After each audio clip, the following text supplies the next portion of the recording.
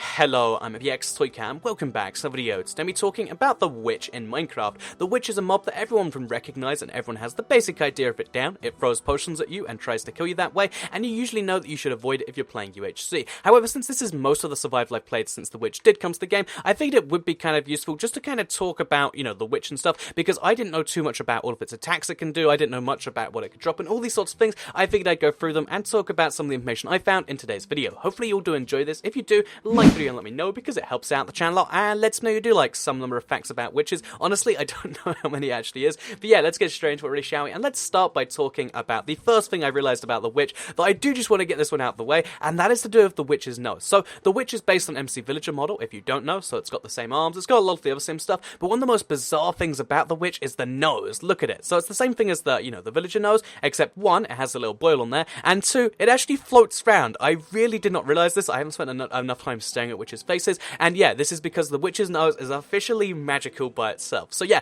if you're wondering where the witch's magic come from, the closest idea we actually have is the nose, and that is so ridiculous, but it's a genuine fact about Minecraft. But yeah, with that said, let's move on from the first fact about witches to the second fact, shall we? So yeah, the I still don't understand why or how that is, but the witch's nose is in fact magical. The second fact about witches you might not have known is actually to do with their drops. Witches have the possibility to drop the most things if you have a looting sword. So if you don't know, looting actually adds to the number of things that witches can drop, and witches can already just by themselves drop up to 6 things. However, if you have a looting free sword, it means they can drop up to something like 5 of each individual drops from 3 separate categories, which means that if you kill a witch like this, so we're going to kill one with our looting free sword here before it even attacks us, if you actually kill a witch, we got 3 redstone there, and that was about it. But you can get up to 15 drops from a witch, so if we kill another one right here, you'll see this will actually happen eventually, and that's so crazy. And that actually, oh, there you go. So that this time we got 3 separate items. We didn't get them in stacks of 3, but you can just see how fast this adds up. So we got 4 spider eyes, we got 2 glowstone dust, and I think we got the gunpowder maybe. Either way, you get the point. We got 8 drops that time, and if you have a looting sword, one of the best ways you can take advantage of it, if you're doing a lot of brewing anyway, is to kill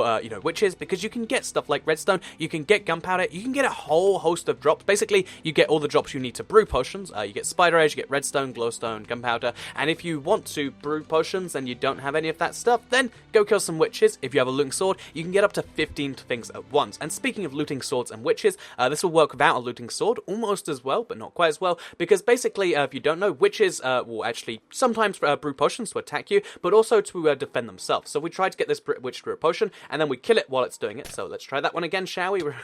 We've been poisoned. There we go. Okay, so we're going to kill the witch while it's drinking a potion. You actually have a chance of getting the witch to drop whatever potion it is actually drinking at the time. Also, let's get rid of this poison. Yeah, you actually have a chance for the witch to just drop whatever potion it's drinking at the time. And because the witch can drink up to 4 separate potions, if you're underwater, it can drink a water-breathing potion. If it's hurt, it can drink a healing potion. You can basically use it as an opportunity to get yourself some potions. It's very risky because the witch will usually try to poison you, as we'll go into later. But if you want to get yourself some potions and you have no access to actually brewing them yourselves, one of the best ways to do it is to actually use a witch. Because again, if it's hurt, it'll try to drink a potion to defend itself, and let's just get away from the poison potion, which is inevitably coming. There we go. Okay, so this time do we get one? We didn't get it. But yeah, it's a 8.5% chance. It's the same as any other piece of equipment. So when you, for instance, when you want to get a sword from a zombie that's holding one, or a piece of armor from the zombie, it's the exact same chance, which means it's 8.5% chance by default, and it's 11.5% chance for looting free sword, which means if you have a looting free sword, you only have to kill 9 witches to guarantee yourself a potion. Again, if you're underwater, that'll be a water-breathing potion. If the witch is hurt, that'll be a healing potion,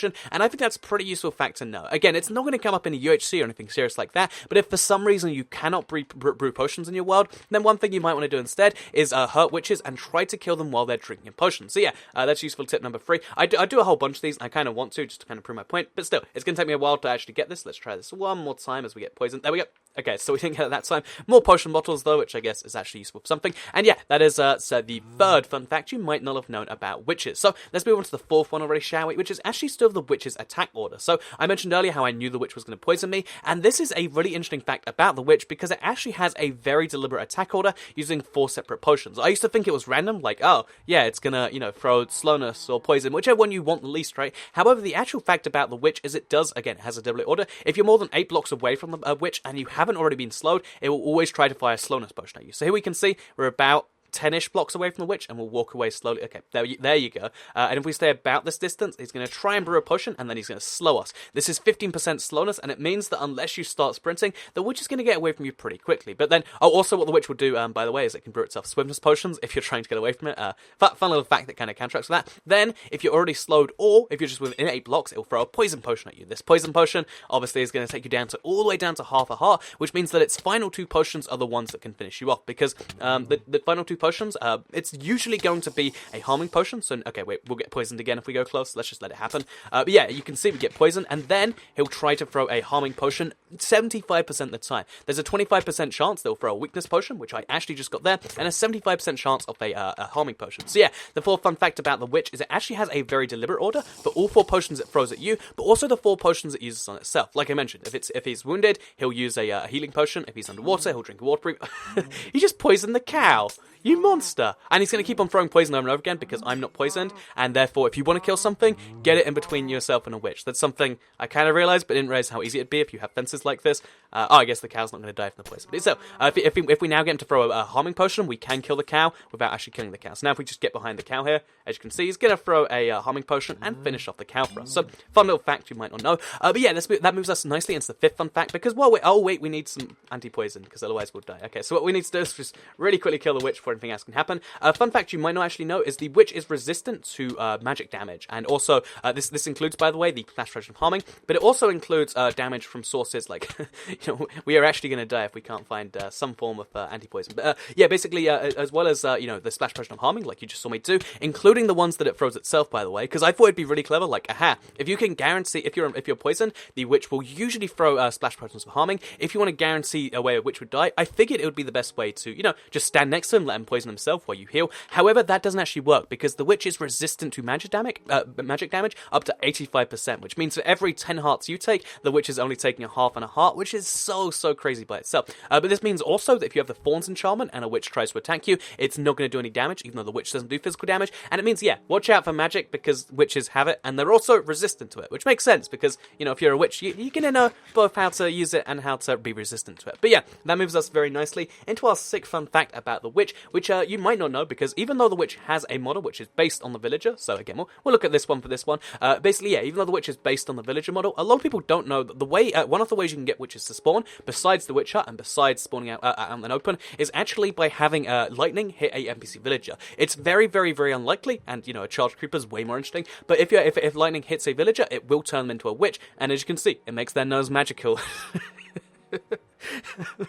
So ridiculous. How did I not know that? And it's whatever. But yeah, that is the 6th fun fact. If lightning hits a villager, it'll turn them into a witch, which is really weird, but actually kind of makes sense. And that means that if you're in a village and lightning storms nearby, and you really don't want to lose one of your villagers because you only have 2, or just you really care about each of them, you've named them and they're your friends and stuff, then make sure that you cover up the village and make sure they're all inside, or to sleep through the lightning storm as fast as humanly possible. So with that in mind, let's move on to the 7th and final fun fact about the witches, which is to do with the witch's hut. So I put one right here. I put a door in it though to keep the witch safe. But yeah, a fun little fact actually relating to the previous point is that even though witches are based on NPC villagers, and they, even though they're just a villager hit by lightning and turned into magic noses or whatever, even in spite of that, they cannot open doors. When they turn magical, they lose their ability to open doors, which means that unlike the villagers they're actually based on and they're just turned into, they can't open the door. So even though the witch can probably see us, he's not going to be able to open the door. But yeah, with that said, let's move on to the 7th and final little point in this video, which is actually to do with when witches first came into the game, because witches came in with a pretty scary update, or 1.4 for the PC,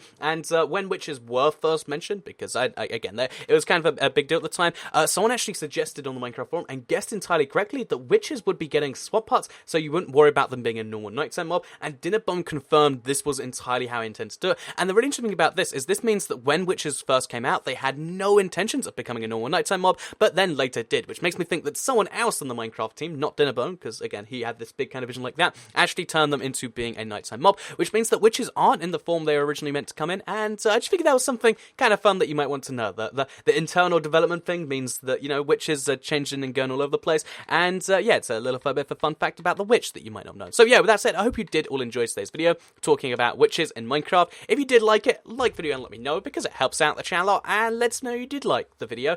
Share if you really liked it, and subscribe if you're new around here. I am genuinely curious if everyone else had noticed that the witch's nose floated around, or if it was just me, because that thing blew my mind. And otherwise, let me know which of these facts you did and didn't know, because again, there's always going to be someone who's like, I knew everything, but also, I'd like to know if I taught you a thing with the comments. But anyway, besides that, share the video if you really liked it, and subscribe if you're new around here. I make videos like this one every single day on my channel, and if you subscribe, they will show up daily on your homepage, and you can like click them, and then you'll be watching those videos when they come out. And isn't that just magical? I think it is. But yeah, I'll see you all in the next video. Goodbye, everyone.